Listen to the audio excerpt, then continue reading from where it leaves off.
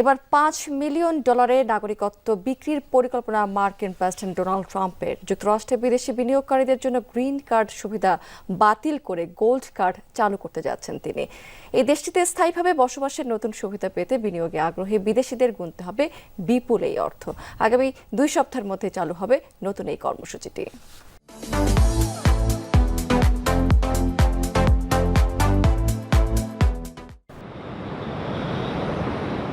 এতদিন EB-5 প্রোগ্রামের আওতায় যুক্তরাষ্ট্রে বিনিয়োগে আগ্রহী বিদেশিরা পেতেন গ্রিন কার্ড। বিত্তশালী অভিবাসীদের জন্য স্থায়ীভাবে বসবাসের বিশেষ এই সুবিধা এবার বাতিল করছে মার্কিন প্রশাসন। গ্রিন কার্ডের পরিবর্তে আসতে যাচ্ছে গোল্ড কার্ড নামের নতুন সিস্টেম। এই কার্ড পেতে অবশ্য গুনতে হবে $5 মিলিয়ন।